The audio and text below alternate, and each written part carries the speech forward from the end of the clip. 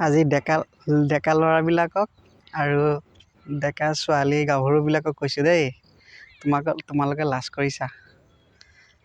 তোমালোকে কাৰোবাৰ ওচৰত এটা কথা ক'বলৈ সাহস নকৰা।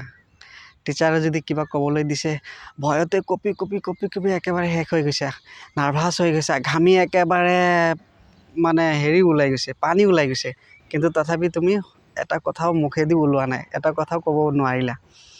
তোমাক কিবা এটা ক'বলৈ দিছে, এটা টপিক দিছে, সেইটো বিষয়ত তুমি একো ক'ব নোৱাৰিলা। এইটো তোমাৰ কিহৰ কাৰণে হৈ আছে জানা? ভিতৰত যে এটা লাজ, তুমি লাজ পাইছা। লাজকে তোমাক চব শেষ কৰি দিছে।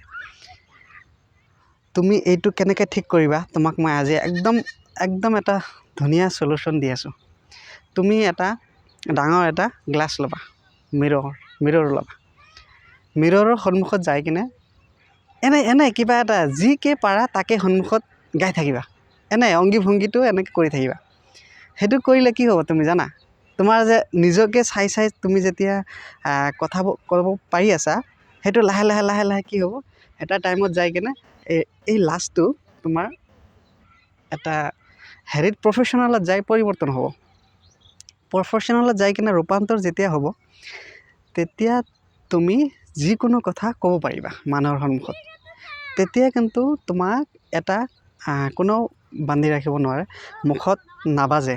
তেতিয়া তুমি যি ক'বা আৰু একদম প্ৰফেশ্যনেলি ক'ব পাৰিবা, আৰু সকলো কথাই তোমাৰ গ্ৰহণযোগ্য হ'ব, আৰু সকলো কথাই তোমাৰ মানে ভেলুৱেবল হ'ব, আৰু কোনেও তোমাক একো নকয়।